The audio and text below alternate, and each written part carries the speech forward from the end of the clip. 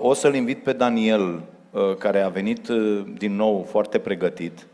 Și Daniel, un prieten al nostru, membru al tribului, are ceva pentru tine. Și da, sperăm să-ți placă. S-a consultat cu mine înainte, eu i-am zis, bă, dacă tu știi, e ok.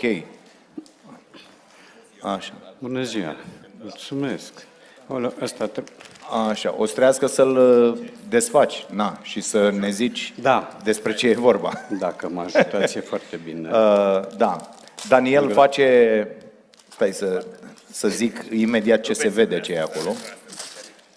Așa, o, Doamne. dă-te un pic așa, să vadă și oamenii care... E făcut acolo, e lipit, e handmade, manual, Vai, mulțumesc frumos. Jucăm la Chiajna.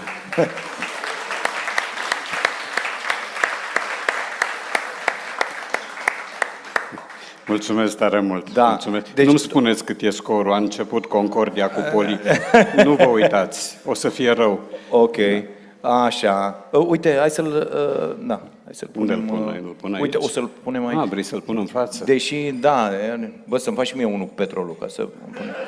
Da, așa. Că voi ați avut aseară. Mai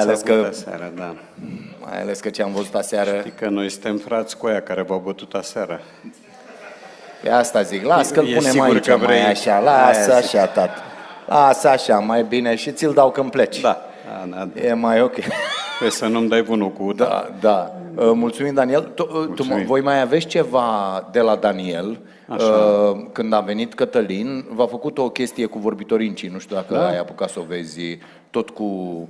Pe asta, așa. Frumos. Da, am și pus-o. Nu știam de unde e. Da, acolo. Exact. Mersi frumos. Și când mi-a arătat asta cu Poli, zic, bă, eu știu că omul e cu Real Madrid. Și zice, nu, zic, ok, gata. Nu, țin și cu cineva care câștigă. Ok. Ca să fie ok. Da? Bun. Super, gata, ne apucăm. Mersi mult, Daniel. Daniel face o chestie care se numește tufting. Și vă poate explica el și confecționează tot felul de chestii de-astea care sunt destul de greu de făcut din ce am văzut eu. Lână specială, tot felul de nebunii și da, mulțumim foarte mult, e mereu aici alături de noi.